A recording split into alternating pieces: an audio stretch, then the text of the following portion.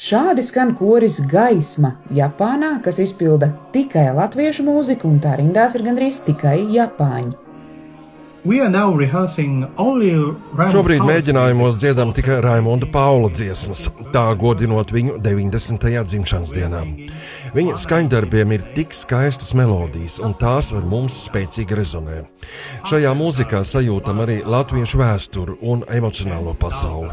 Mana mīļākā dziesma ir Sasala Jūriņa. Tā ir ļoti etnisks skanējums. Manai ausī tā skan īpaši iespaidīgi.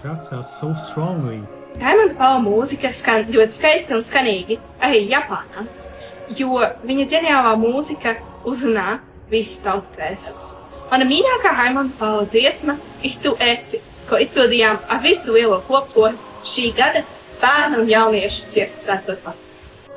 Mēs bieži piecelamies arī kājās, kad izpildām Raimonda Paula skaņdarbus, un es varu redzēt, ka kora biedri japānieši, ka viņi bieži dzied ar aizvērtām acīm un baudot mūzikas ritmu.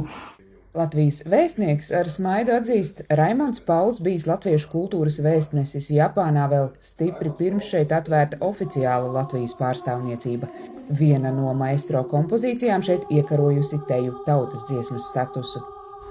Vispopulārākā Raimonda Paula dziesma ir Dāvāj Māriņai vai japāņu versijā Miljons rotas, kur izpilda ļoti populāra dziedātāja Tokiko Kato.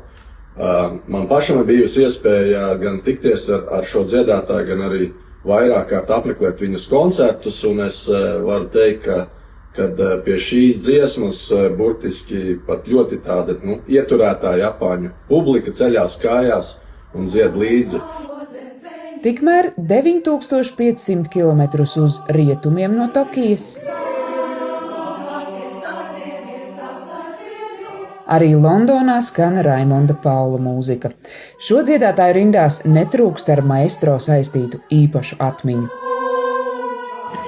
Pirmais ienāk prātā koncerts, kurus apmeklēja 5 gadu vecumā Jelgavā, Uzvaras parkā, dziedāja Nora Bumbiera, Viktors Lavčēnaks un toreizējais ansamblis, kas pavadīja, un es aiz lieliem priekiem dansāju visiem priekš. Raimonda Paula dziesma aizkustināja līdz asarām, un pirmoreiz mūžā es piedzīvoju tādu mirkli, kad dziesma tiešām lika man raudāt, un tā bija Dāvāj Māriņai meitiņai mūžiņu. Kad saka Raimonds Pauls, kas ir pirmais, kas ienāk prātā? Pirmais ir maestro, milzīgs talants un mūžīga vērtība. Daudz laimes dzimšanas diena maestro Raimonds Pauls. Līva Karlsone, Latviešu.com sadarbībā ar diasporas reportieriem speciāli Latvijas televīzijai.